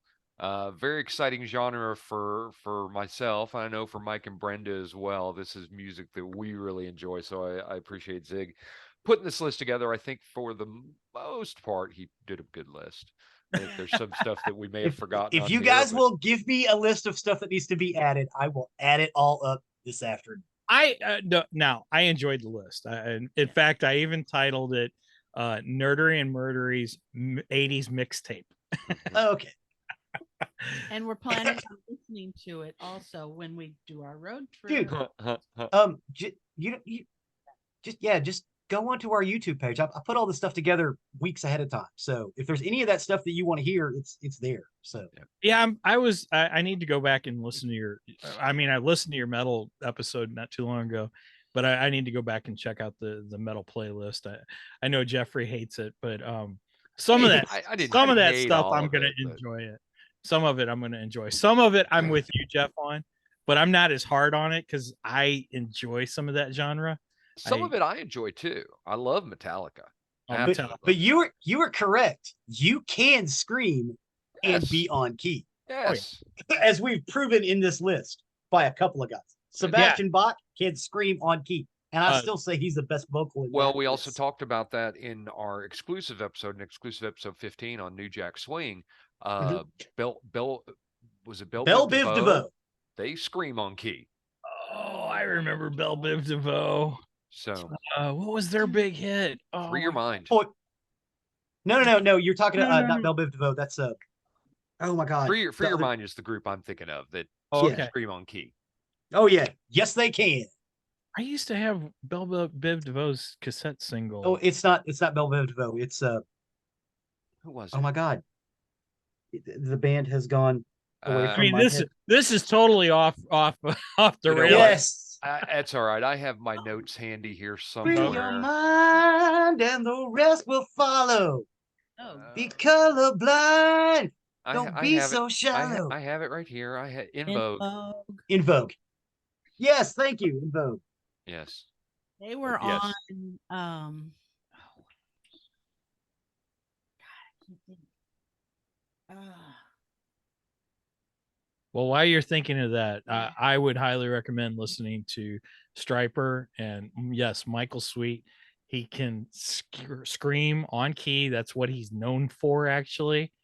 Striper fans will tell you anytime you get a Striper album, the first thing they're looking for, well, the two things they're looking for is one, signature scream from Michael Sweet, and two, dueling guitars between Michael Sweet and Oz Fox, because they have some Okay. best dueling guitar solos. Awesome. Well, all right. So I appreciate another musical trip down down memory lane. With that, though, we will step over to the murdery side of the house. Murder. For today, I got my information off CBS News, E! News, ABC 11 Raleigh, the New York Post, and Daily Mail. And this is the story of Steven Pladl. Steven Pladl. Thank you. I was waiting for that. I was too. I'm so sorry. Someone was hitting me He up. was- I he was was trying off to in get. his I was notes. looking up some stuff. We're all like bated breath. Right. I was like, Where is it? Where is it? Can't start till he does that. It's Steven Pladl. So Steven Pladl grew up in Levittown on New Island, New York, or in Levittown on Long Island, New York. There was he eventually would go down to Raleigh, but there was a Raleigh, North Carolina man who went to middle and high school with Steven, who found him very unusual. He said that Steven was very often bullied. The man refused to be identified in his interview, but he did provide a yearbook picture of Steven, where Steven was wearing a jersey, and he said it's the one he wore every single day and was teased. He said, quote, I remember in high school distinctly, he always wore the same hockey jersey, San Jose Sharks. I mean, every day we would be in the same gym class. They'd have different grades in the same gym class. And he was the type of kid, he would never just change for gym class. He said that he first noticed Steven's unusual behavior when they were in the 7th grade. And he said at recess, when the other kids would go out to play, they would stay underneath the overhang and literally run around this pole. And they stayed right around the area. They never hung out with any other kids. And, we never knew anything about it, but definitely you could say it might be strange. He said there wasn't much talk about bullying back in the late 80s, but he knew it must have been tough for Steven because people made fun of him. And he said that he felt bad for him because he always seemed like a really quiet kid that stayed to himself. And if I can look back now with my lens, I would say there was something just kind of off. And yes, there was. We'll get there. Uh-oh. In 1995, Steven was 20 years old, and he met and groomed the 15-year-old Alyssa over the internet. He traveled to San Antonio, Texas to begin the sexual relationship with her, and then Alyssa ran away with Steven and lived with him in New York. Alyssa became pregnant at 16 and gave birth to their first child at 17, who they named Denise. And according to Alyssa, Steven inflicted torturous abuse upon Denise by pinching her and beating her till she was black and blue and even drowning her. She also claimed that he would stuff Katie into a cooler to drown out her crying until the baby was on the verge of suffocation. She said he would yell at the baby and he didn't bond with her. He didn't take care of her. He rarely held her. And not Katie, Denise, I'm sorry. Alyssa decided to put Denise up for adoption because she believed that she would not have a chance at life while living with Steven. She told the Daily Mail TV through tears, quote, I knew from the very beginning that I had to get Denise away from him to give her a chance in life. Ultimately, Steve was just finishing off when he started 20 years earlier. Interchanged in my notes, I just realized that her legal name was Denise, but she was called Katie by Alyssa, so that'll get confusing in here. This story will get a little confusing. Alyssa did recount that Steven remained throughout their life together violent and angry, temperamental, and unpredictable. She said Steven always had difficulty with steady income and was abusive. And she said he threatened if I was gone, he would blow his brains out with a gun, figure out a way to record it, and make sure the video got to me. Wow. Battling a feeling of loss and regret and becoming even more isolated, Alyssa nonetheless continued living with Steven in what she now recalls as a house of horrors. She ended up marrying him in 2006, and they'd have two more daughters who are now aged 8 and 12, settling in Henrico, which is a suburb of Richmond, Virginia. Anthony and Kelly Fusco were the parents who adopted Denise and renamed her Katie. Katie became an inspiring artist known at Dover High School for drawing comic book strips, and she planned to attend college and pursue a career in digital advertising. In August of 2016, when Katie was 18, she reached out to her biological parents, Steven and Alyssa, on Facebook, and they met in Knightdale, North Carolina.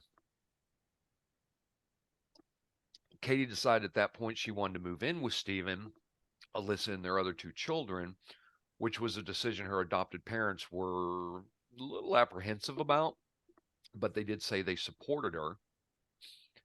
But she had no idea before she moved in with Steven and his wife that he had an explosive temper, a history of abusive behavior, and owned at least 4 guns. Or that he used to stick her in a freezer to make her stop crying. Right. By the time Katie moved in, Steven and Alyssa had made the decision to separate and were sleeping in separate bedrooms. Alyssa later said she had suffered emotional and verbal abuse by Steven for years. She said, quote, I was always on eggshells, whatever his mood was, everybody knew, and that mood was often not happy. A lot of yelling, a lot of things smashed in the house in front of our kids. Alyssa told Katie privately that Steven had abused her as a baby and that the major reason for the adoption was her own safety, but Alyssa said that Katie didn't seem to be concerned about that. So after Katie moved in, Steven's behavior changed. They said that he began wearing skinny jeans and form-fitting shirts. He shaved his beard and let his hair grow long. And about 6 weeks after Katie moved in, Steven decided to sleep on the floor in her room. Remember, this is his daughter. Yes. The marriage to Alyssa continued to be marred by Steven's temper and his inability to make a steady income, while Alyssa worked several jobs to keep him afloat. And over the following months, Steven and Katie became incredibly close. And when confronted by Alyssa, Steven told her it was not her business and stormed out of the house with Katie. Again, Steven also kept a cache of about 4 or 5 guns, all purchased legally because he had no criminal record. For a little while, I thought he was getting better because he didn't treat the 2 children like he did Katie, Alyssa would say later, but he was still violent and angry, temperamental, and unpredictable. Steven's outbursts would typically involve tossing furniture around and punching walls. And this is bad. When a neighborhood cat crept into the garage, his response was absolutely horrific. Alyssa said he literally beat it to death with his own hands and maybe some tools, wrapped it in a trash bag, and put it in the garbage because he didn't like cats. Abuse of small animals. She later broke into tears, recalling several harrowing incidents, including an occasion when he angrily berated one girl for wetting herself. She said he made her wait in the bathtub in her urine-covered clothes for hours until I came home to clean her up.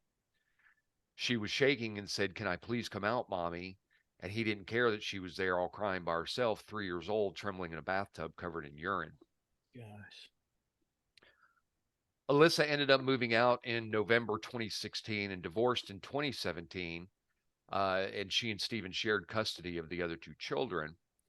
But in May of 2017, she learned from her 11-year-old daughter's journal that Steven and Katie were having an ancestral relationship. Her daughter wrote that she and her sister were told by Steven to refer to Katie as their stepmother.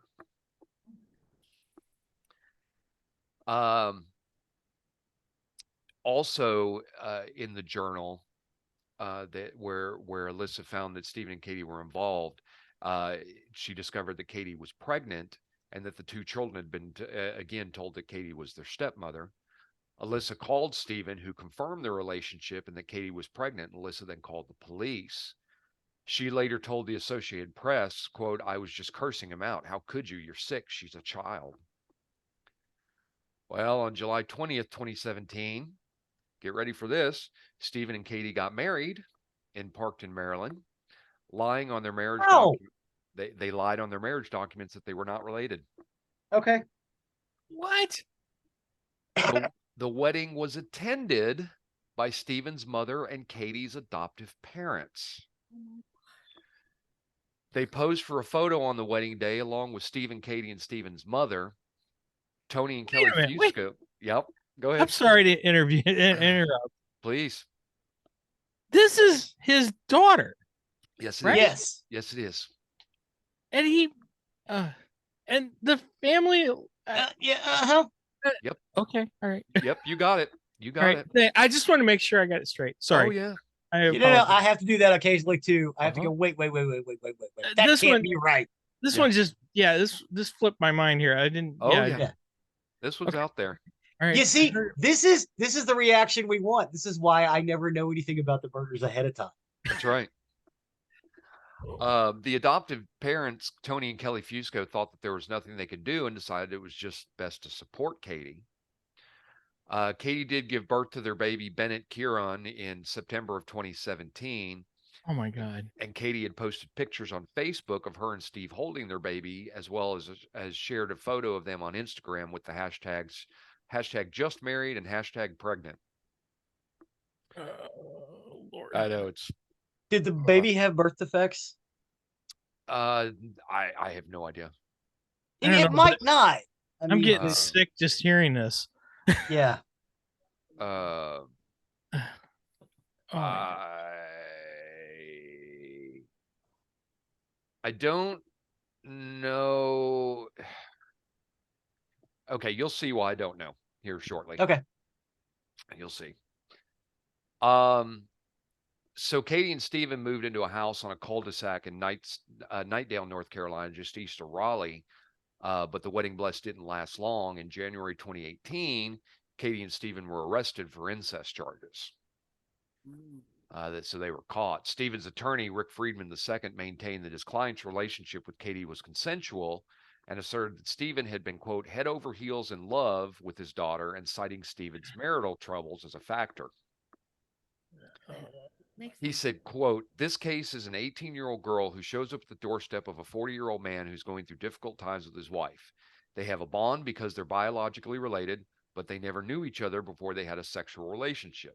He was head over heels in love with her so much so that outweighed the issue of them being biologically related. Yeah, I don't think so. Oedipus. No. Oedipus. It's the story of Oedipus. No. Only with a girl instead of a dude. Okay. I'm with you.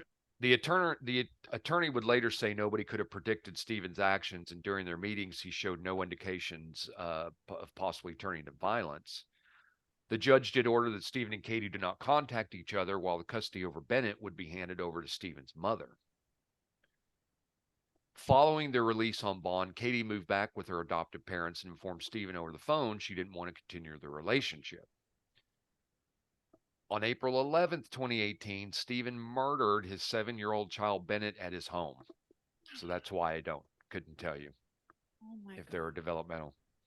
Bennett is believed to have died by suffocation. Oh, imagine that. Mm-hmm. The next day, Katie and Anthony Fusco traveled from Dover, New York to Waterbury, Connecticut to visit Katie's grandmother. In a minivan nearby, Steven watched them leave, as surveillance video would later show.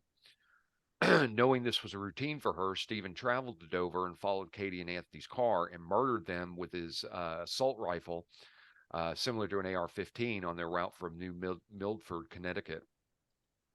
Emergency calls revealed that an off-duty firefighter from New York witnessed the shooting. He was the first to call 911 and report what happened. He said, quote, the car pulled up, went around and shot him, a whole clip into his head. Steven then called his mother and told him that he had murdered Katie, Anthony, and Bennett. Not long after, according to New York State Police, a probation officer spotted Steven's blue Honda Odyssey idling in Dover a few miles away from the crime scene and notified emergency services. They found Steven inside, dead of a self-inflicted gunshot wound. His mother did call police, who found Bennett dead in Steven's home. She told the dispatcher, quote, he said he left the baby dead. She also knew that Steven had been upset because Katie broke up with him the day before, and said he told me to call police, not to go over there.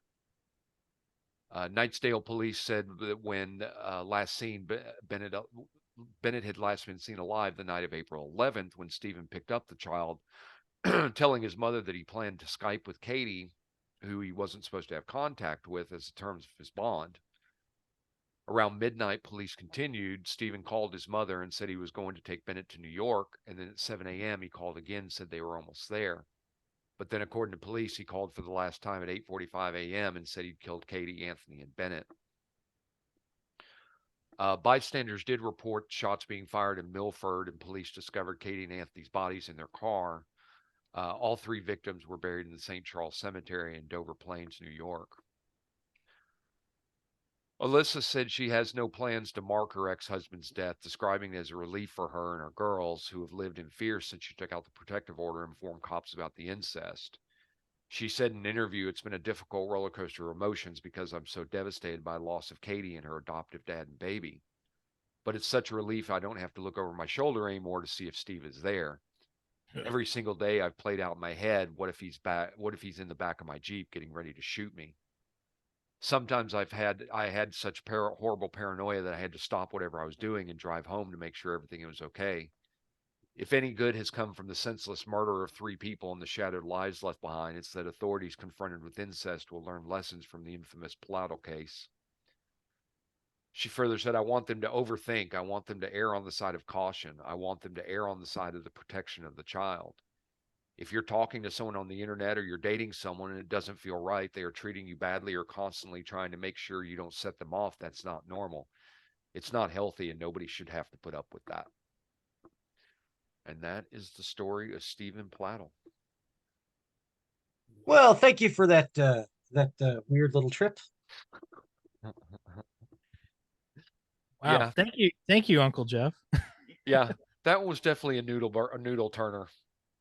Yeah, I still have. Wow. Yeah. Forewarning, so is my next one. I don't know if it could get much twisty crazier than that, but okay. Oh, just wait. Okay. I have a pretty famous one. Jeff says, "Hold my beer." Yeah, hold my beer. Hold my beer. We're going to talk about Cullen Davis. And we disagree about that. One of these days, I'm gonna dive into that and try to cover the Colin Davis case. Fort Worth lore says it wasn't him that did it, and I disagree. I completely think he did it. So we'll have to dive into. I have that on my list someday, because that one's probably gonna be a very, very lengthy research one for me. So many names involved in the story that happened. So that's gonna be a big one that I'm gonna tackle one of these days. So awesome. Well, I appreciate our guest coming on the show, Mike from Two Geeks and a Microphone, and his wife Brenda. We very much appreciate y'all. We were just recently on their 200th episode, which was a blast. It was an absolute fun time. So jump over to their podcast, take a listen. As of this episode, when it comes out, you've got a lot more, but you've got at least 200 episodes that you can get through. So you got a ton of content, ton of good nerd and geek stuff. Give them a listen.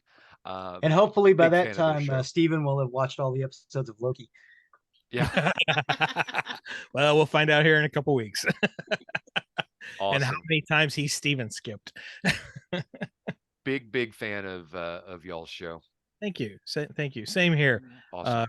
Brendan and I listen to your show just about every Sunday when we're out doing our running around on Sundays. And as soon as we get in the car, the first thing she says is, "You got any Jeff and Zig?" Awesome. Nice. Thank you. Appreciate that. All right. So as always, you can find more information about us on nerderyandmurdery.com. That's our hub for everything about the show. You can find the links to the episode of everything we talked about. Plus you can find pictures. of the content that we talked about here, and you can also find the link to our YouTube page. Yes, our YouTube page, which will have all of these songs listed out, apparently with some more. I have a list that I'm going to add to them, and eventually this video. Awesome. So you can get out there and see that live. Well, Awesome. not live, but Memorex. I love it. You can also find the link to our merchandise page, where if you wish to become a fan and show off your fandom for Nerdery and Murdery, please do consider purchasing merchandise there. That, along with our Patreon, does help to go with the costs of the show. There are costs that are associated with the show, costs that help keep us on the air. Mike can attest to that. It's not free. Yes. It's not free, peoples. It is not. It sure isn't. So please do consider becoming a patron. We appreciate each and every one of you. Please and thank you. Please and thank you. And last but not least, please don't forget to leave a 5-star review wherever you can. It really helps us and helps others find our content that may be looking for the stuff that we're talking about. So with that, Mike, I'll let you sign off. Well, I've been Mike with 2 Geeks and a Microphone. Brenda? I'm his wife. All right, Zig. I've been Zig with your nerdery. And I'm Geoffrey with your murdery. Cue the music.